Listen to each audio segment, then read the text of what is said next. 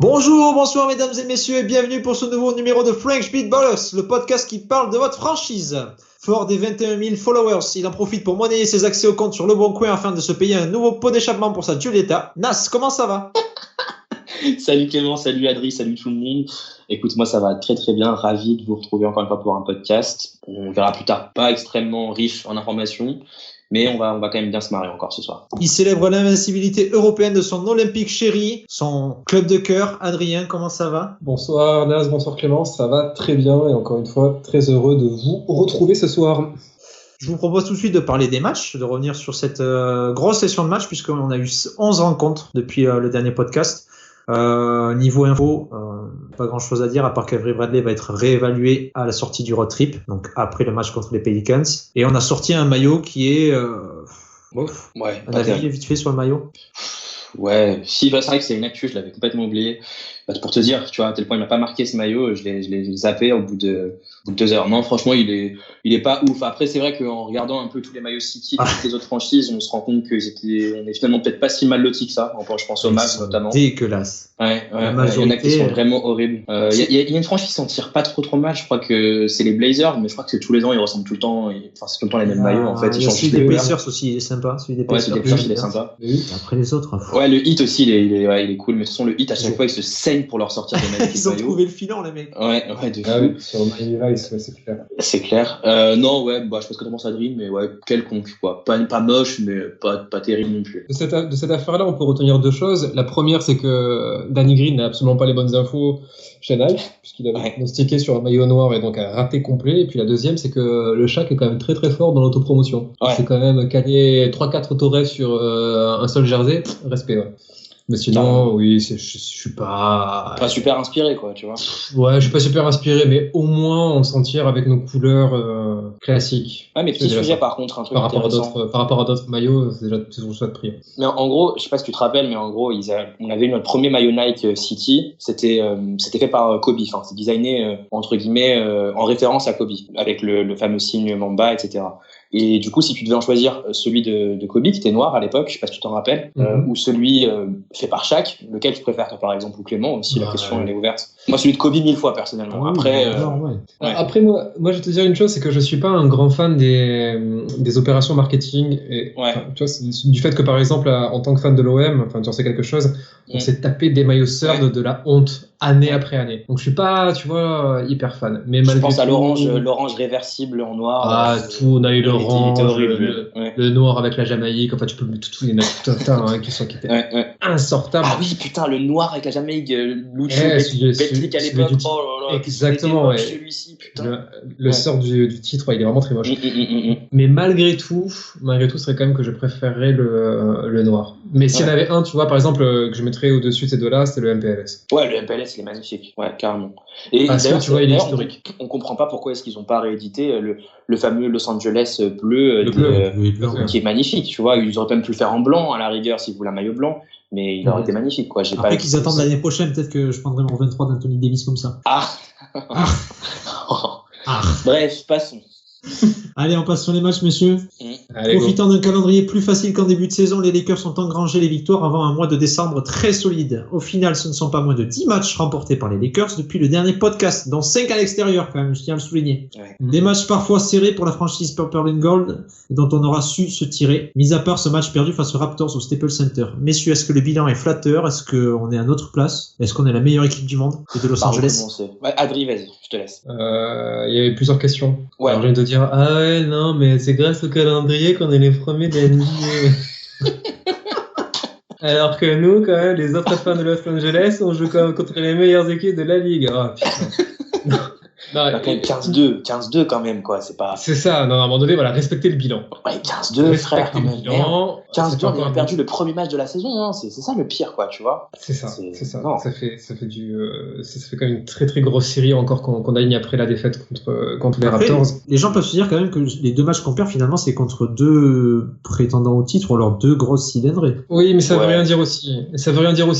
Il y avait une personne de notre connaissance commune qui a aussi, à l'instar d'Anthony Davis, une passion pour le monosourcil,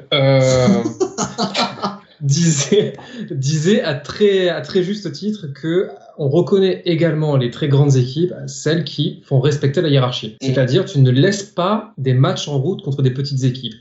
Par exemple, tu ne dois pas laisser des matchs en route contre les Pelicans. Ouais. Ça te tombe bien, on joue contre eux ce soir, mais c'est ce type de match-là, tu dois pas laisser passer. Tu joues contre les Hawks, tu dois les battre. Tu les bats, tu dois battre les Warriors. Les Grizzlies, typiquement aussi. Et il faut pas oublier une chose, c'est qu'étant donné qu'on revient sur le devant de la scène, on redevient aussi une équipe à battre. Donc les équipes, quand elles jouent contre nous, elles sont motivées, voire ultra motivées. Et ça se voit sur le nombre de matchs disputés que l'on a aussi sur la série. Donc, calendrier facile, certes, mais les matchs, 1, il faut les gagner. 2, les adversaires ne nous les donnent pas. Ah bah non, il suffit de voir le nombre de fois où on s'est fait peur, en vérité. Où on a dû remonter des sacrées avancées, on a pris du retard sur pas mal de matchs, et on a dû les remonter, tu vois. Les joueurs en face, ils ont la dalle et ils ont vraiment envie de nous battre, quoi, à chaque fois, tout le temps. Et tu les gagnes juste. Un point contre Memphis, 3 points contre KC, 5 points contre KC, 2 points contre Sacramento. C'est exactement ça. Et tu te rends compte aussi d'une chose, c'est qu'on joue aussi comme une grande équipe, dans le sens où on sait très bien les finir, ces matchs-là. Tu peux être un peu dans le dur, où on le jouera à moitié, ou sans trop d'énergie pendant 3/4 temps, mais le moment où tu reviens et où il faut passer le petit coup d'accélérateur pour passer devant et bien gérer la fin de match, tu le fais. Et ça, c'est l'apanage des équipes qui sont sérieuses. Donc, admettons maintenant que les Lakers sont une équipe sérieuse, point. On n'est pas en sur-régime, ça donne pas du tout l'impression que ça donne. Il y a même des joueurs qui sont très largement en deçà de leur niveau, et malgré tout, on assume quand même un très beau bilan. Certes, on va passer au révélateur du mois de décembre, mais bon... déjà, c'est bien. Je veux dire, on fait quasiment carton plein sur 2 road trips, quoi. On fait quand même carton plein sur quasiment 2 road trips, là. Donc, on a quasiment fait un quart de la saison. Bah ouais. Donc, je veux dire, à un moment donné, il faut aussi donner un peu. Je l'avais tweeté cette petite phrase en disant qu'il faut quand même donner un peu d'estime aussi à cette équipe, tu vois. Tu parlais justement du closing par rapport au match, et oui, ce qui est très intéressant avec cette équipe et ce qui pour moi me dit aujourd'hui, c'est vraiment un voyant me disant que c'est une bonne équipe. Il y aurait eu beaucoup de matchs de ceux-ci. Je suis certain beaucoup de la saison dernière avec Walton aurait été perdu. Même tu vois, bon, c'est vrai que c'est une analogie qui est compliquée à faire parce qu'on avait Anthony Davis, etc. On est bien d'accord, le roster est complètement différent. Mais quand tu vois l'état d'esprit de LeBron déjà, donc l'état d'esprit de LeBron, il est différent. Moi, je trouve que l'état d'esprit de LeBron de l'année dernière, des fois, t'avais un peu l'impression pendant les 4e quart-temps que c'est pas qu'il n'avait rien à foutre, mais qu'il donnait moins, tu vois, que ce qu'il devait donner, jusqu'au moment où il s'est blessé, évidemment. Et là, cette saison, LeBron, il marche sur l'eau. Et c'est-à-dire que même si LeBron James va commencer un match en demi-teinte, tu sais que tôt ou tard, en fait, il est passé quasiment à côté d'aucun match. Moi, LeBron, depuis le début de la saison, on peut dire qu'il est passé à peu près à côté de celui des Clippers. Faut dire les choses comme il est. Il aurait pu être encore mieux que ce qu'il a été. Mais globalement, LeBron, alors qu'il joue pas plus de minutes qu'avant, il est étincelant, que ce soit dans son basket ou que ce soit dans sa mentalité. Lui, il me dit aujourd'hui, quand je le vois sur le terrain, quand je vois les Lakers jouer, je me dis mais c'est une excellente équipe, parce que franchement, en vérité, le roster, la façon dont il est bonifié par nos 2 stars, c'est assez inespéré. Moi je m'attendais honnêtement à ce que ça prenne plus de temps, qu'on s'améliorise. En fait, je pensais qu'on allait vraiment morfler avec cette seconde unit, et je me rends compte que finalement on morfle un peu, certes, mais pas tant que ça. Oui. Et les stars rattrapent, tu vois. Il y a de la marge, il y a de la marge sur cela, hein. Parce que la second unit, pour moi, elle n'est pas encore fixée, elle est pas encore. Les rotations aussi ne sont pas. Ce qui est d'ailleurs une des forces de Vogel, hein, qui continue, comment dire, à coacher selon la forme du moment, et il a quand même ces bons coups de voir quel est le joueur qui va amener la petite différence sur 4-5 minutes ou sur ces 4-5 minutes dont tu as besoin. Tout en remettant aussi en selle des joueurs. On parlera forcément du KCP un petit peu plus tard. Donc oui, il y a encore vraiment de la marge. Ouais, de la marge. Ouais. Après, la leçon qu'on pourrait quand même avoir sur ces derniers matchs, retenir de ces derniers matchs, merci, c'est que contrairement au début de saison, on est en train d'inverser notre tendance. On a commencé la saison en étant une excellente équipe défensive et en étant un petit peu dans le dur au niveau de l'attaque, et là c'est le contraire. C'est vrai. Alors, certes, Bradley est parti et qu'il a donné sa place maintenant à KCP dans le 5, que Kuzma et Rondo sont pleinement revenus dans l'effectif, et forcément que ces 3-là n'ont pas une très très grande influence défensive sur l'ensemble de l'équipe. Mais par contre, en attaque, ça va mieux. Ouais. Il me semble, hein, puisque je regardais un petit peu les stats. Mais par exemple, je vois qu'on est 2e au true shooting percentage, on est 2e sur les field goals, on est même premier sur les 8 derniers matchs au pourcentage à 3 points, et ça c'est assez inattendu. Bah Et par contre, on a reculé effectivement sur certains secteurs en défense, puisqu'on est retombé sur les 8 derniers matchs à la 14e place sur le defensive rating, et on est 18e sur le pourcentage à 3 points de l'adversaire. Voilà. Donc il y aura, à mon avis, il va falloir retrouver un petit peu alors, je sais pas si c'est du sérieux ou de l'implication, mais retrouver des line-up clairement orientés défense. Peut-être que le retour de Bradley nous fera du bien. Mais voilà, je dirais, tu vois, honnêtement, quand tu regardes les Lakers aujourd'hui, est-ce que tu vois une équipe qui est à 100%? Non. Tu vois, moi non plus. Moi non plus. Et c'est ça que je me dis, et c'est là où on peut avoir un très bon motif des sports, c'est, non, il y en a encore sur la pédale. Le potentiel, on l'a pas encore atteint. Non, mais puis en plus, il suffit de voir la répartition des minutes, en fait, tout simplement, déjà, pour pouvoir te faire une idée. Il n'y a pas eu des matchs où il a fallu, par exemple, que AD sorte 45, enfin, je sais pas dire 45, mais au moins, on va dire 38-40 minutes. C'est très rare que Vogel se sente obligé de te laisser AD pendant tout le match, ou LeBron pendant tout le match, ou les deux en même temps. T'as quand même à un moment donné où t'as cette assise, même quand l'un des deux n'est pas là, t'as l'autre qui fait le taf, et en fin de compte, cette équipe, voilà, elle joue pas au maximum de son potentiel. C'est pour ça aussi, on reviendra plus tard sur certaines questions qui nous ont été posées, mais beaucoup se disent, est-ce qu'on peut continuer comme ça toute la saison? Est-ce que LeBron va arriver fatigué en playoff? Franchement, est-ce que pour vous, il a l'air fatigué, LeBron? Clément et Adrien, je vous pose la question, parce que pour moi, il a pas l'air fatigué du tout quand je le vois sur le parquet. Pas du tout, et c'est ce que j'ai vu. J'ai vu un tweet passer ce matin où, en fait, les journalistes se questionnaient sur le temps de jeu de LeBron. Et il y a eu des questions d'ailleurs par rapport à ça, par rapport à un temps de jeu, est-ce que c'est trop énorme, etc. Puis en fait, ils ont posé la question à son agent, et l'agent a répondu qu'en gros, LeBron ne se sentait jamais aussi bien que sur le terrain. Et il faut se rendre compte que l'année dernière, c'était vraiment le bordel, et aujourd'hui, on est en train de se questionner sur est-ce que LeBron il joue pas 2 minutes de trop. C'est quand même bien. C'est chercher ça montre quand même l'avancée. Oui, mais ça montre l'avancée aussi, tu vois. Donc on peut répondre peut-être, voilà, il y avait une question, je crois que c'était Jonathan Logier qui avait dit 35 minutes par match pour LeBron et AD. Est-ce que c'est trop? Est-ce qu'il y a un load management à venir ou pas du tout? En fait, le load management, il aura forcément lieu, mais il aura lieu à la fin de la saison régulière, en fait, quand tu te rapproches, quand t'as ta qualification en slip pour les playoffs, sur la fin de la saison, tu vois, les matchs un peu flingués contre des équipes genre les Hawks et tout, ou Nola, tu vois, oui, là, il y aura du load management, c'est sûr. Mais moi, je comprends pas pourquoi on parlerait de load management à 17 matchs depuis le début de la saison régulière. Le load management, généralement, quand c'est pas pour bichonner une blessure comme celle de Kawhi, par exemple, ça arrive vraiment à la fin de la saison, normalement, cette histoire de load management. C'est pareil, tu vois, on fait sauter un match à AD parce que voilà, il fallait faire souffler au niveau de l'épaule et le match était facile. Mais ça c'est bien, c'est bien et il faudrait qu'on le fasse même encore plus si on peut se permettre de le faire, tu vois. Puis en plus là on a un bilan qui nous le permet. Maintenant est-ce qu'on en a vraiment besoin? Je suis pas sûr, tu vois. C'est pas du load management en plus. Et ça c'est même pas du load management. Et puis Vogel l'avait dit que de toute façon on n'en ferait pas parce que l'équipe a besoin d'automatisme, elle a besoin de se connaître. Aussi. Donc dommage, notamment sur des joueurs assez âgés qui pourraient justement manquer un peu d'air, quoi, et un peu de fraîcheur en playoff. Par exemple, Rondo, moi, ça me dérangerait pas de voir Vogel faire du load management pendant 60 matchs. Et qu'on peut-être le relancer en playoff, quoi. Tu sais, comme ça, on verra playoff Rondo et, non? Je pense que ça penser ça. C'est une bonne initiative. Mais oui, non, pour l'histoire de LeBron et disent que ça joue beaucoup trop, est-ce qu'il y a du load management? On en aura, mais ça viendra plus tard et à ce moment-là, on se posera même pas la question de savoir si c'est bien ou pas, puisqu'on sera déjà qualifié, j'en suis certain, et tout ira bien. Après, voilà, ça fait avec une saison, on va dire chanceuse, où on est bien au niveau des blessures, pas trop embêté par les blessures par l'infirmerie, mais le load management, oui, il y en a tout le temps, mais c'est vraiment, voilà, fin mars, milieu mars, vraiment au pire.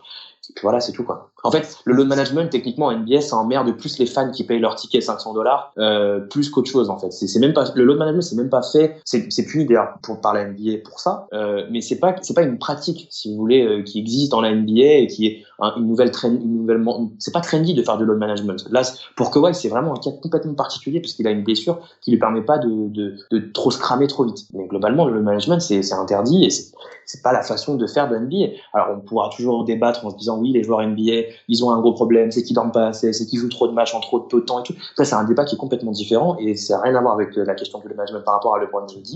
Et nous, en ce qui nous concerne, pour moi, il en faut pas, quoi. C'est très bien comme c'est actuellement. Ouais, et puis, pour terminer terminer là-dessus, je dirais qu'aussi une des meilleures sources de load management naturel, c'est d'avoir des fins de match plus tranquilles. Si on pouvait retrouver un petit peu, tu vois, d'avoir quelques matchs où on est à plus 20 sur le dernier quart-temps, et là tu vas naturellement reposer tes stars. C'est vrai. Ce qui serait peut-être pas plus mal, mais bon, après c'est vrai qu'on n'a pas beaucoup de crunch time, quoi, dernièrement. C'est ça, on a besoin d'elle, mais à la limite, c'est pas plus mal aussi que pour l'instant, alors que l'équipe doit se trouver et doit se créer, que donc elles apprennent d'ores et déjà à prendre leurs responsabilités.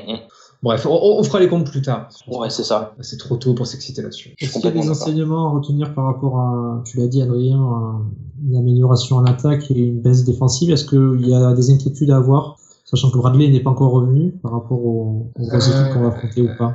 Je sais pas s'il y a des grosses inquiétudes à avoir. Sur la défense, tu veux dire, en tant que tel. Le problème, c'est qu'on a des joueurs, qui sont structurellement faibles dans la matière et qui ont pris beaucoup de minutes. Donc, je pense à Rondo et à Kuzma, et c'est donc du coup assez normal que l'on prenne un petit peu cher sur ces séquences-là. On a aussi peut-être des joueurs qui ont un peu qui ont un peu levé le pied. Là, je pense à Howard aussi. Quelques matchs où il est un peu moins vigilant, un peu moins présent dans ce secteur. Même LeBron aussi, même LeBron qui a fait un départ en fanfare en défense actuellement est un peu moins impactant. C'est ça. Donc après, encore une fois, est-ce que c'est dû à une baisse de niveau ou est-ce que c'est juste qu'ils se disent mais non, on n'a même pas besoin de se livrer pour gagner. Tu vois, c'est ça. Et je sais pas. Donc je sais pas si je dois m'en inquiéter parce que si c'est la deuxième solution, non, je m'en inquiéterai pas. Et là, je vais te répondre en disant que le calendrier de décembre va nous apporter très rapidement des réponses. Oui, c'est sûr. Des réponses, c'est clair. À ce sujet. Par contre, non, là où il y a moins d'inquiétude à avoir, c'est en attaque, puisque je crois qu'on a remonté quand même. Il y a beaucoup de secteurs de jeu, on est remonté dans la ligue. On est toujours aussi bon en cut, mais on est vraiment monté sur du spot-up. Maintenant, on est dans le 89e percentile maintenant. Pareil, 79e percentile sur le pick and roll pour le rollman. Donc c'est bien. On a juste quelques secteurs, mais on joue pas beaucoup là-dessus. En sortie d'écran, on n'a pas beaucoup de systèmes qui sont appelés là-dessus, donc c'est pas très grave si on est nul à chier là-dedans. Pareil, ça m'inquiète pas plus que ça qu'on soit pas très bon sur pick and roll, sur le ball handler. Voilà. C'est pas ce qu'on en rentre pas beaucoup. C'est ça. C'est pas vraiment là-dessus où on insiste. Le seul point, je dirais, sur lequel qui est un peu, c'est pas qui est inquiétant, mais qui est étonnant qu'on soit aussi peu performant, c'est l'isolation. Et ça, je le mettrais sur le dos de Anthony Davis, qui n'est vraiment pas à son plein régime. Anthony Davis plutôt pas sur le dos. Anthony Davis qui joue un petit peu blessé, mais ouais. Je sais pas s'il joue blessé et à quel point aussi on va commencer aussi à s'interroger sur la sélection de tir d'Anthony Davis. Parce que le fadeaway baseline, à un moment donné, il va falloir que, tu vois, c'est bien, tu vois, qu'on lui donne les tirs qu'il veut et tout le temps qu'il veut, mais à un moment donné, il faut que ça rentre quand même. Mais tu vois, il y a aussi un motif d'espoir, parce que par exemple, il a commencé son début de saison en étant à 3 points, en étant très médiocre à 3 points, il s'est remis en selle sur ce registre là dernièrement. J'ai lu passer quelque part que c'était Vogel qui lui imposait, entre guillemets, de prendre minimum 5 tirs, c'est ça, à 3 points par match. Il les prend. Là, quand même, dernièrement, ça fonctionne plutôt pas trop mal. Il les prend en plus il prend pas des tirs, alors il y en a 2-3 qui sont parfois un peu compliqués qu'il met dedans parce qu'il c'est Anthony Davis et parce qu'il est extraordinaire.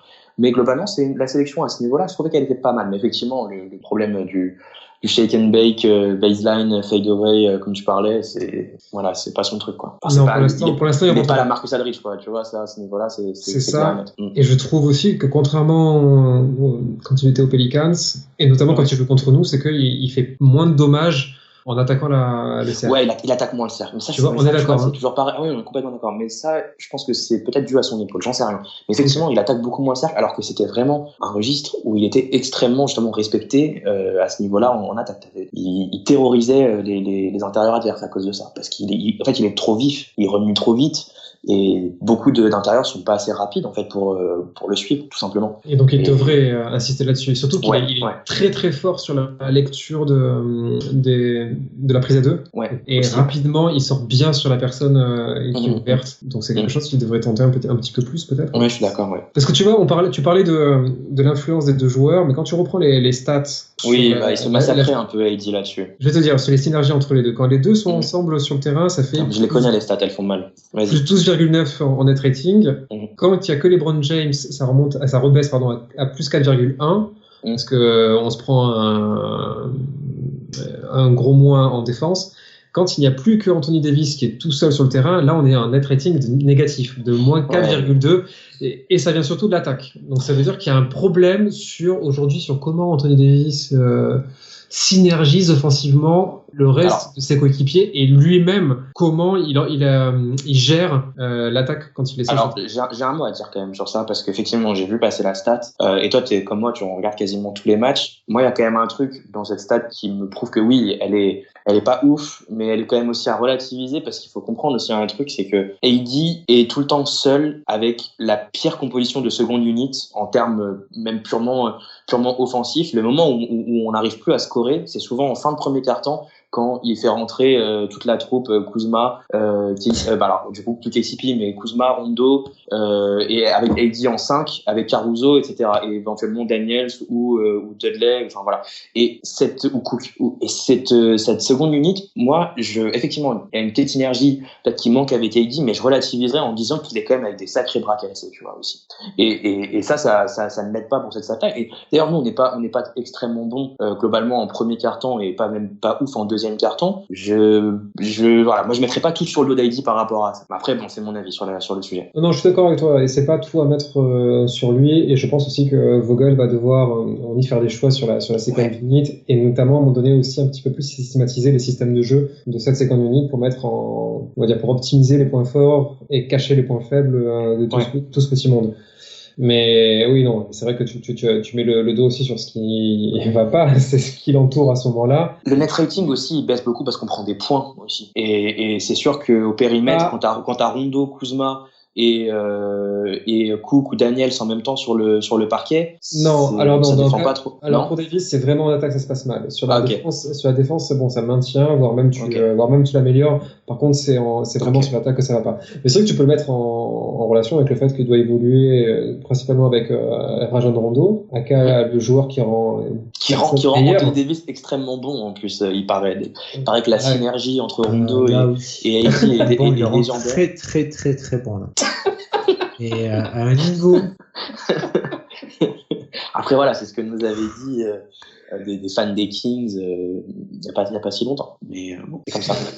Mais oui, non. Bah après oui, Davis, c'est comme moi je pense que je suis d'accord avec ce que tu disais. Il faut peut-être trouver des systèmes et le mettre en valeur plus dans des systèmes qui vont soit lui permettre d'avoir la balle dans des conditions qui vont lui permettre de scorer facilement, soit de permettre au reste du 5 de scorer. Mais je veux dire, AD, il est quand même gentil, tu vois, déjà de porter entièrement cette seconde unité défensivement, parce que c'est quand même lui dans la peinture qui maintient généralement le truc dedans. Il met des tirs aussi. Franchement, moi, il y a eu sur certaines séquences, quand même, dans ces matchs-là, on a eu beaucoup de mal avec la seconde unité.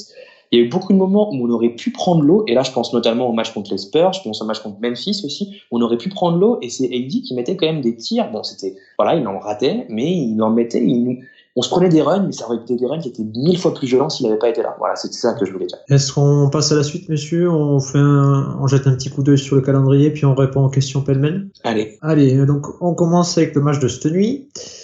Déplacement à la Nouvelle-Orléans.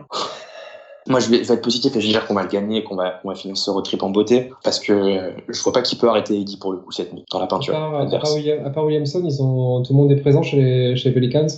Lonzo, c'est pas sûr, je crois. Lonzo est incertain, il me semble. Pour répondre à ta question qui était plus implicite, oui, Jahlil Okafor est disponible ce soir. Alors ça va. Alors Victor. J'ai mis Victor aussi, avec une légère hésitation, mais Victor aussi. Réception de Washington, messieurs. Victoire. Ça devrait être easy win quand même, tu vois. Victoire. Ouais. Attention, le revenge game de Maurice Wagner. Attention. Il s'est déjà chauffé avec un 30-15, notre ami allemand, là. Le revenge game de Wagner. Qu'est-ce qu'il faut pas entendre? Réception de Dallas.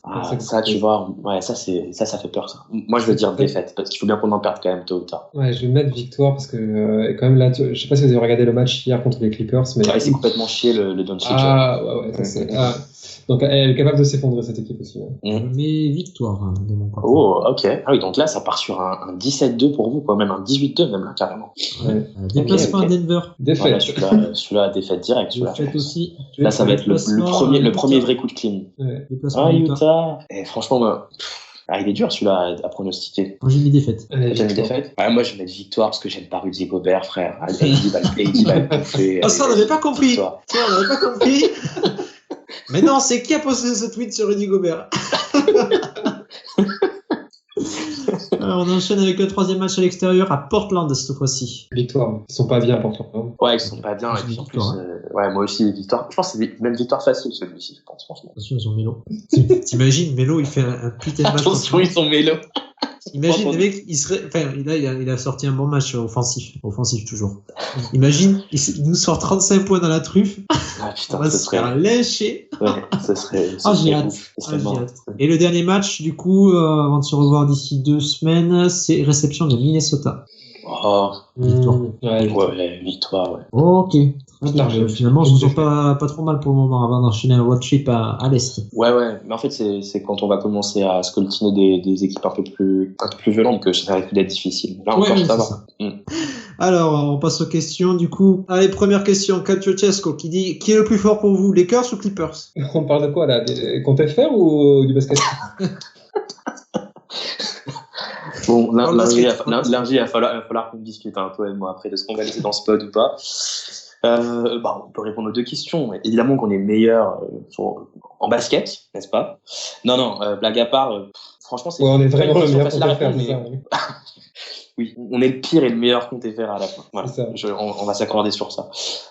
Qui est le plus fort pour vous, les gars, chez Clippers? Pour moi, non, en fait, c'est difficile à juger en réalité parce que nous, on a des joueurs qui tournent quand même globalement, même si tout n'est pas parfait, ils tournent physiquement, tandis que les Clippers, c'est une nuit avec et une nuit sans pour même leurs deux stars en fait finalement, parce que je me rends compte que Paul George lui aussi n'est pas spécialement particulièrement à fond en jambes et correctement. En fait, les deux sont un peu incertains en permanence. Je dirais qu'aujourd'hui, les Lakers sont meilleurs quand même, faut le dire. Mais je pense que ça va être une équipe très difficile à battre au moment des playoffs, cette équipe des Clippers. Le truc, c'est que les Clippers ont aligné des victoires dites de prestige. Tu vois, ils ont battu. Alors ça, c'était au forceps et sur des fins de match. Ils ont eu les Rockets, les Celtics. Les Celtics aussi, ouais. Et là, les Mavs, tu peux dire quand même, ça fait partie des. Les Mavs, on les a eu aussi, mais oui. Oui, voilà. Mais on va dire, c'est quand même fait partie des clients sérieux et il leur colle quand même 15 points et bien comme il faut. C'est gentil, 15 points chez eux. Nous, on a un peu plus galéré que ça. Merci Danny Green. Donc il y a ça, si tu veux, qui joue en faveur des Clippers. Maintenant, j'ai pas l'impression qu'à l'heure actuelle, cet effectif-là, chez eux, c'est pas une question de marge de progression, mais ça va, ça me semble bien en place et leurs stars jouent à leur niveau. Ouais.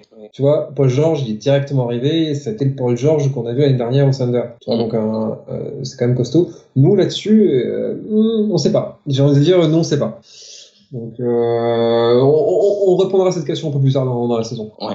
En tout cas, sur le compte FR, NBA FR, bon, ça, on y a déjà répondu et c'est sans équivoque. Mais on les embrasse quand même. Moi, je vote bien évidemment Clippers meilleure équipe puisque c'est la meilleure équipe de Los Angeles. C'est ce que j'ai cru dire. Je fais une petite digression du coup sur une autre franchise rivale, un petit big up pour Boston qui joue 2 fois, donc 2 équipes correctes, à savoir Los Angeles Clippers et Denver, et qui arrive à perdre les 2 en suivant. Voilà, avec leur calendrier tout pété. Question suivante. KCP reviendra-t-il un joueur de basket? C'est ça, Lake me dit KCP redeviendra-t-il un joueur de basket? Est-ce qu'on peut dire oui sur le dernier match? Oui, il redevient petit à petit un joueur de basket. Disons que le principe du basket est de mettre ses paniers, donc on va dire oui. Après, défensivement, ça reste toujours très fragile. Ouais, ça reste limite. Ouais. En fait, si tu veux là-dessus, l'influence de KCP, alors il y a 2 choses effectivement. T'as l'aspect statistique et l'aspect terrain. Sur l'aspect terrain, KCP quand il réintègre le 5 de départ, c'est quand même intéressant dans son utilisation. La sélection de shoot, elle est bonne. Les tirs qu'il doit mettre, il les rentre. Il est pas, il joue pas comme le joueur qu'il n'est pas, ou qu'il croit pouvoir être et qu'en fait qu'il n'est pas. Clutch, franchement. C'est ça, il a sorti vraiment des gros tirs, vraiment les gros tirs qu'il fait les rentrer. Et il en a mis beaucoup. Tu sais que cette saison, il en a mis beaucoup quand même des gros tirs, KCP. Si on se fait un petit récap, il en a mis beaucoup. Donc notamment contre Memphis, il y a. Merci à lui. Memphis, le Thunder, il y a vraiment on peut remettre ça sur des le mec est en feu. Sur les derniers matchs, c'est 60% à 3 points. C'est ça. Bon, c'est une petite surchauffe aussi, mais oui, c'est bien. Ah, ça fait du bien. Mais par contre, comme tu disais, de l'autre côté du terrain, c'est pas forcément ça. Et quand tu compares les line-up de titulaires avec Bradley et avec KCP, tu vois, ça parle, les chiffres parlent d'eux-mêmes. Donc avec Bradley, on était à 106,9 d'offensive rating contre 100 defensive rating, et KCP c'est 122,8 d'offensive rating et 118 en defensive rating. Tu vois en fait, t'augmentes très fort en attaque, mais par contre la défense tu prends l'eau. Donc moi je pense toujours quand même que sur le 5 de départ on aurait intérêt quand même à remettre Bradley, mais quitte après à synergiser KCP avec un LeBron ou avec en tout cas d'autres personnes avec lesquelles ça peut très bien fonctionner, et où il garde ce rôle-là de spot-up shooter qui doit être. D'accord avec toi. Question suivante, Mayol Laborie qui nous demande: pensez-vous que les Lakers vont tenir à ce rythme toute la saison? Il n'y a pas de raison. Moi je pense que oui. On est un peu dans le podcast. Ouais, je pense que oui. Il n'y a pas de raison. Après, ce qu'il entend par rythme, qu'on ait ce. Ah oui, des bilans. Ce ratio, voilà, le bilan. Ah non, le ratio, je pense pas. Mais voilà, exactement. Si on tient ce rythme-là, on bat le record. Donc, je pense pas qu'on vise cette saison-là. Forcément un coup qui va apparaître, sans que ce soit inquiétant non plus. Oui, je pense juste qu'il faut, il faut prendre le mois de décembre comme il arrive. On laissait beaucoup plus que depuis le début de la saison, et ce sera normal. Mais je pense que le rythme, en tout cas purement physiquement, oui, il n'y a pas de raison que ça ne tienne pas. Hein. J'ai plus souvenir des prévisions que les stats nous donnaient au niveau de du bilan. Ouais, c'est ça, parce qu'on était quoi, entre 55 et 58 wins, là. Oui. Non, on était moins que ça, hein, sur le projected, hein, en wins. Ah ouais, on était moins que ça, on était pas 57, on était moins que ça. Ok, ben nickel, on en avance dans les temps, on peut souffler et perdre des matchs. Ça fera plaisir à Jason. Ah oui. Leonardo @KKKaiser qui dit: quel wings possiblement sur le marché des buyouts aurait votre préférence? Et j'y joins la question d'Agent Wilson qui dit: avec le retour de Bradley et la bonne forme actuelle de l'équipe, faut-il vraiment chercher à se renforcer en tradant? Bonne question. Et j'attends une réponse. Pour moi, il y a c'est deux questions différentes, hein, parce que l'un parle de buyout et l'autre parle de trade. Alors un trade, si tu as la possibilité d'améliorer ton équipe avec un trade, il faut le faire. D'accord? En plus, je pense que cette année, il y a vraiment une belle fenêtre de tir pour le titre, parce qu'il y a les Warriors qui ne seront pas dans la course. Et à l'Est, KD est blessé pour toute la saison, donc il y a un coup à jouer. Si tu peux faire un petit trade qui va t'apporter cette troisième option, ou le quatrième larron après Green, qui peut avoir un vrai impact sur l'équipe, pourquoi pas? C'est un foiré, il a pas dit Kuzma, il a dit Green, le quatrième larron. Ah, bah c'est évident. Non, complètement. On en parlera tout à l'heure si tu veux. Une question pour toi, Adrien. C'était pour rire. Et non, je finis, et je réponds aussi à Leonardo. Et pour les ailiers qui sont sur le marché des buyouts, alors à qui on pense? Alors, évidemment, vous allez avoir Iggy mais moi j'ai envie de mettre une pièce peut-être sur Gallo, si le Thunder est vraiment out tu vois, on voit qu'ils sont hors course de tout en fin janvier. À ce moment-là, puis Gallo, ce serait bien. Hein. Ah bah ouais, pour remplacer Kuzma, ça serait très bien. T'avais une question, Clément, pour Adrien? Ouais, une question de Il Fenomeno Carletigno qui dit: Kuz et Dwight doivent-ils à terme rentrer dans le 5 ou sont-ils parfaits en 6e homme? Ah, bah, la réponse est trouvée. Alors, je vais délégation. C'est ça. Non, alors là, non, une double question pour le premier. Alors, Kuzma ne doit jamais rentrer dans le 5, et il n'est pas du tout parfait en 6e homme, donc pour l'instant, donc ni l'un ni l'autre. Par contre, pour Dwight, moi je pense que je militais pour que Dwight rentre dans le 5 dans un précédent épisode du pod, et j'aimerais peut-être voir ça, oui, que Dwight réintègre le 5 avec Bradley pendant un début de match clairement orienté défense.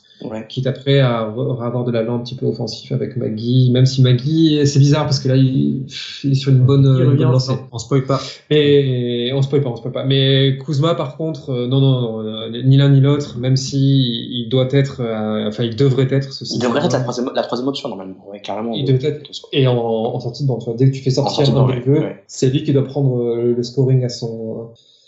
Alors, est-ce qu'il serait pas. Il a bien fait pendant 5 matchs, et puis là, il retombe dans ses travers. Non, mais même c'est pire que ça, il devient fantomatique. Non, mais oui. Tu vois, je dis, il a zéro impact, quoi. Et là, je t'avoue que ça fait peur, parce qu'on en revient toujours à ce même débat qu'on avait sur Kuzma la saison dernière, qui était une saison, pour le coup, on avait beaucoup moins, entre guillemets, d'espérance d'aller gratter de quoi que ce soit. Donc on pouvait se poser ces questions de façon bénigne la saison dernière, mais cette saison, on va très rapidement se fâcher, entre guillemets. Le problème de ce mec, c'est que c'est toujours tellement mauvais défensivement que offensivement, quand il met pas dedans, tu te dis mais ce mec il ne sert à rien. Vraiment, tu te dis il ne sert à rien. Alors j'ai quand même remarqué, là je sais pas ce qu'on pense les stats, mais j'ai quand même remarqué que il essaye un peu plus en défense. J'ai cette impression, tu vois, il essaye un peu plus. Mais là pour le coup il essaye, mais c'est toujours pas assez bien quoi. C'est loin d'être assez bien d'ailleurs. Ouais, non, c'est cool. Non, les stats. Les stats le défense. Ouais. Il est pas nullissime en défense. Non, mais c'est du négatif, il de l'impact négatif. C'est ça. Oui, bah ça. On s'en sort mieux en défense quand il est pas sur le terrain. En fait, pour être juste, on s'en sort mieux et en attaque et en défense quand il est pas sur le terrain. Oh putain. Donc c'est. On va se mettre encore à dos des gens, nous, les gars. C'est pas bon ça. C'est pas bon.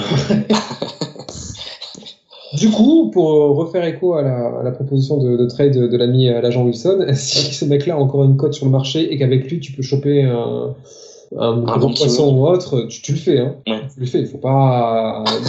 Non, mais on joue en titre. On s'en fout de Kyle Kuzma. Il y a le titre au bout. À un moment donné. Ah, c'est vrai, je suis d'accord avec toi.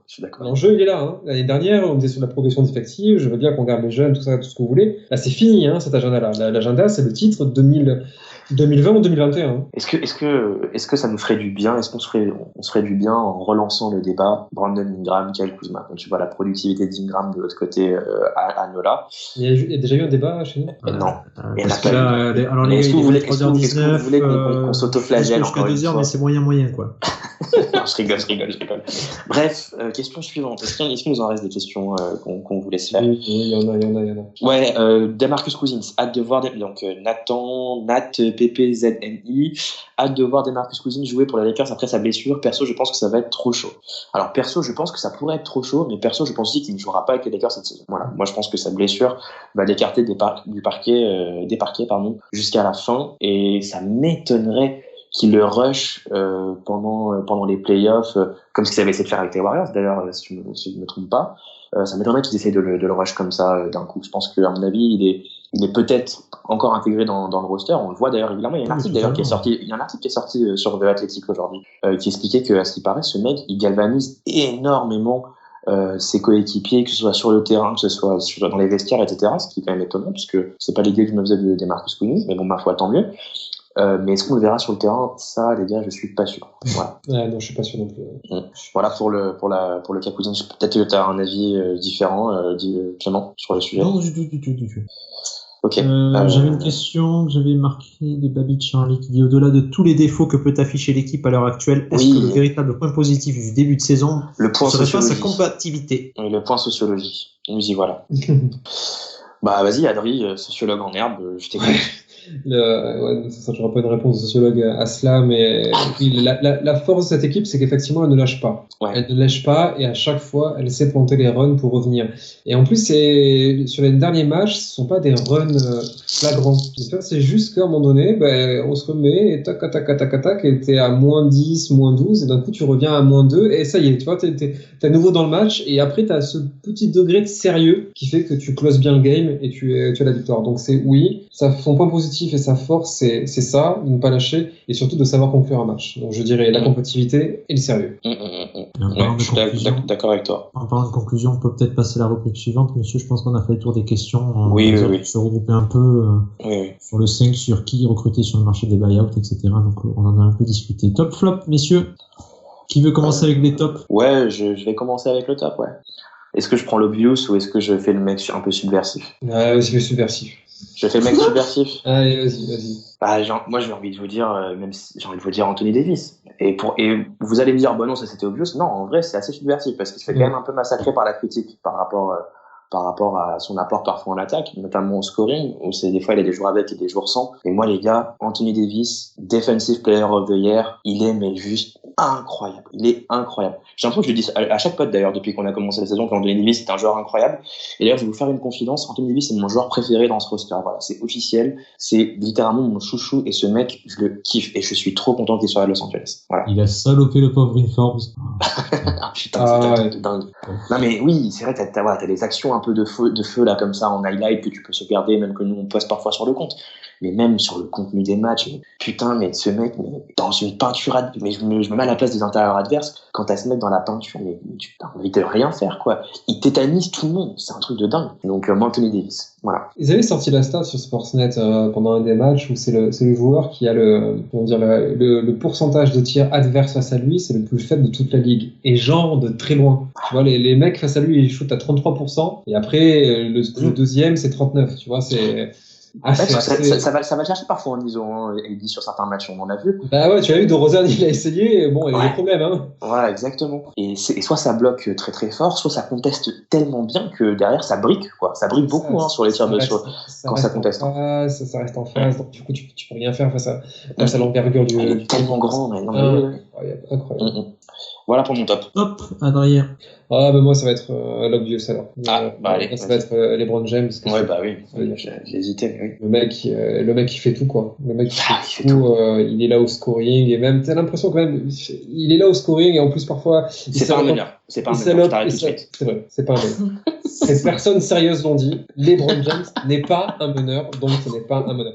Il a beau, si tu veux, avoir son carrière high à l'assist percentage et mener la ligue au niveau d'assist, ce n'est pas un meneur. D'accord, nous sommes d'accord, ce n'est pas un meneur. C'est pas un meneur. Mais à part ça, il score, et même, je tiens sur le scoring, bon, parfois la finition, tu vois, il salope du lay-up, ou le ouais, ça lui arrive, quand même. Il passe pas, tu vois, il y a encore ces trucs-là, et même ça, il te semble facile. Donc, non, LeBron James, on regardait aussi un petit peu son impact sur le reste des joueurs. C'est simple, hein, dans cet effectif. Il faut d'ailleurs peut-être que je retweete ça, un de ces quatre. Il rend tout le monde meilleur. Tu vois, tous les joueurs qui évoluent à côté de lui sont rendus meilleurs. Donc, évidemment, c'est bon. C'est l'homme de la situation, pour l'instant. C'est ça. Il est dans la conversation, pour moi, franchement, sincèrement, du MVP, honnêtement. Alors oui, Giannis fait une saison qui est meilleure, objectivement, il faut le dire aussi, pour moi, mais il a sa place dans cette conversation, en tout cas. Alors là, encore une fois, effectivement, là, c'est un petit peu tôt, et en plus, c'est vrai que les Bucks sont très chauds sur le début de saison, mais si on devait finir devant les Bucks à la fin de la saison, normalement, c'est pour les Browns. C'est pas dit, mais oui. C'est pas dit, effectivement, mais normalement, c'est pour les Browns. Eh bien, moi, je vais partir sur Javelin McGee, qu'on avait descendu. Mon pauvre. On t'a pris les deux superstars, il s'est retrouvé Non, j'avais ciblé avant. Javelin McGee est mon top de ce podcast. Okay. Lui qui était en délicatesse, qui était un peu à la rue et dans la comparaison avec Dwight, elle n'était pas glorieuse, et bien il a légèrement renversé la situation, puisque monsieur, sur des meilleures stats, ça c'est stats brutes qui le donne, il est beaucoup plus présent en rebond et plus précis en attaque. Par contre, sur les stats avancées, monsieur est valuable des deux côtés du terrain. Donc on a plus 0,78 à l'offensive PIPM et plus 1,29 au defensive PIPM. Voilà. Ah oui, positif. Et bien il s'est réveillé, le bonhomme. On l'avait massacré quand même au dernier pod, heureusement qu'il a fait. Et bien il s'est réveillé, le petit père, comme dirait l'autre. Flop, messieurs. Alors je commence. On va se battre, putain. Je commence par Kyle Kuzma, au cas où vous n'aurez pas compris. Parce que peut-être que Kyle Kuzma n'aime pas les stats avancées sur Twitter, mais les stats avancées lui rendent bien et le défonce. Comme je vous l'ai dit, quand il est sur le terrain, il rend l'équipe est moins bonne et en attaque et en défense. Et d'ailleurs, c'est le pire PIPM de l'équipe. Le pire. Pire que Troy Daniels, pire que Jared Dudley, pire que Rajon Rondo. C'est lui le pire. D'accord? Alors c'est ça. À un moment donné, Kuzma, mais réveille-toi. Tu vois bien que quand tu as Anthony Davis et LeBron James, tu ne peux pas être la star ou le all-star que tu t'imagines être. Donc, s'il te plaît, sois au moins un role-player décent, bordel de merde. Là, ça y est, ça fait depuis quand même quelques matchs que tu es revenu. Donc, c'est fini l'argument de au début, on le couvait un petit peu, c'est vrai. J'ai pas du rythme, j'ai pas d'accord ce que tu veux. Maintenant, c'est terminé. Donc, Kyle Kuzma montre que tu peux servir à quelque chose avant de te faire trader comme un gros sale en janvier. Voilà. Ok. Bon, ça c'est dit. Clément, vas-y. On part sur un petit, vraiment léger, c'est parce que c'est compliqué de sortir. Ouais, c'est dur. T'es quand même à 15-2 là, de 15 victoires. Ouais, tu fais 10 victoires, une défaite depuis le dernier podcast, c'est un peu compliqué de sortir des flops. Dwight Howard. Moi, tu vois, j'avais un petit flop aussi, je voulais mettre sur Dwight Howard. Voilà, qui repart un peu. Alors, j'espère vraiment qu'on va pas retomber dans le syndrome Tyson Chandler, qui est le mec qui s'enflamme pendant 5 matchs et qui retombe dans ses travers ensuite. Mais c'est pas le même délire. Voilà, c'est ça. Ce qu'on avait peur avec Dwight Howard, ça a toujours été sa conception du jeu offensif où en fait c'est un bon rebondeur et un bon finisseur, mais on vaut pas plus. Et ça a pas changé. C'est surtout en défense où on commence à perdre un un peu pied, sans que ce soit encore dramatique, mais voilà, tu le disais tout à l'heure, un peu moins de présence dans la peinture. À voir s'il se réveille un peu sur cette série de matchs un peu plus compliqués et sur le road trip à l'Est parce qu'on aura besoin de défense et de casser un peu du grec. Moi, très franchement, j'ai pas spécialement de flop, honnêtement. Je pourrais être gratuit et dire Dudley, mais bon, il joue une minute tous les 3 matchs, donc je vois pas trop. C'est marrant qu'il y en a qui passent à travers des gouttes, hein. C'est pas parce qu'il y en a un qui vient tu voulais mettre le double R? Ah bah ouais, c'est pas parce qu'il a mis 3 points sur le dernier match qu'à un moment donné, on peut pas le compter aussi. Alors, du coup, je te donne mon flop, t'as une cartouche de plus, je t'écoute.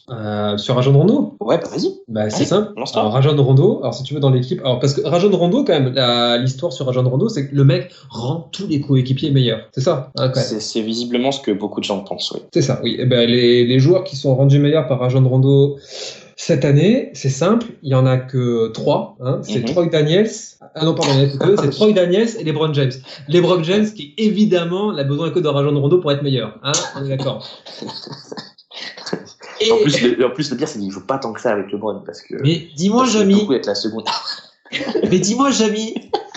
Il s'entendait pas bien avec Anthony Davis. Et oui, écoute mon petit Fred, et oui, ils entendent très bien, et grâce à Rajon Rondo, Anthony Davis a moins 14 de net rating quand il est sur le terrain avec lui. Et oui. Bon, bah. Et alors, si tu veux, ce qui est magique avec Rajon Rondo, c'est quand même quand on fait le meneur de la seconde unit, c'est quand tu le synergises avec Kyle Kuzma. Et là, t'obtiens du sublime. Parce que quand les deux sur le terrain, t'as moins 2 de net rating, tu les enlèves les deux, tu remontes à plus 11,5. Alors, je dis pas, mais à un moment donné, non, ce mec-là ne peut pas passer au travers des gouttes. Et vous le voyez comment on joue avec lui. C'est le retour des possessions où tu joues pas sur 24 secondes, tu joues concrètement sur 17 le temps qu'il traverse le terrain. Ensuite, tu vas jouer réellement sur 7 secondes le temps qu'il dribble pendant 10 secondes à rien faire et sur des possessions qui sont dégueulasses. Il m'a fait un système comme ça où il a gardé la balle pendant 20 secondes, il a refilé le ballon à Anthony Davis, ça fait genre débrouille-toi. Voilà, mais c'est bien parce que pour le moment, il arrive quand même à faire illusion, tu vois, il rentre ses 3 points. En stade brut, il démarre pas trop mal. Tu vois que même en rentrant ses 3 points, il a un impact négatif en attaque.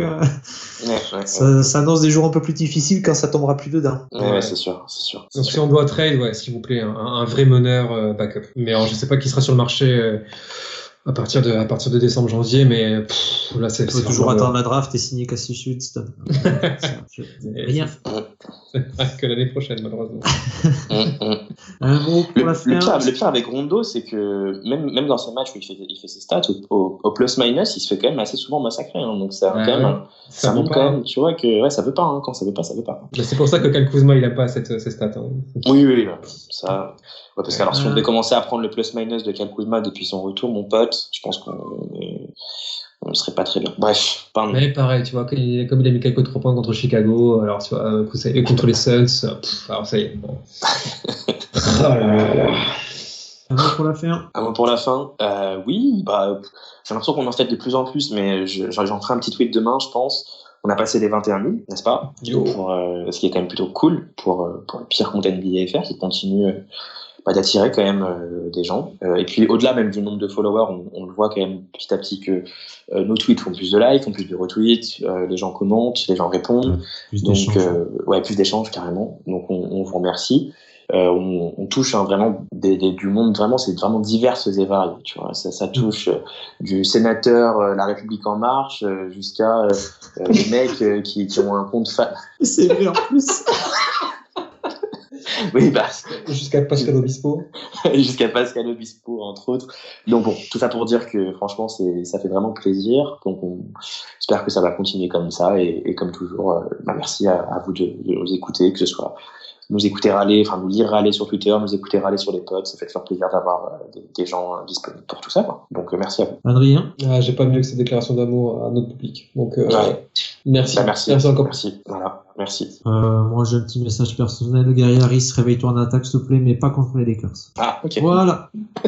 Est-ce qu'il te fait honte, hein, le petit là, depuis... Offensivement. Oui, offensivement. Défensivement, c'est toujours l'un des meilleurs arrières du pays. Oui. Mais offensivement, c'est fou. Ouais, c'est limité. Mais après, il prend plus que 9 shoots par match, quoi. Ouais. Certains diront que c'est la faute du démon. Jamal Murray, mais bon. Je ne rentrerai pas dans ce débat-là.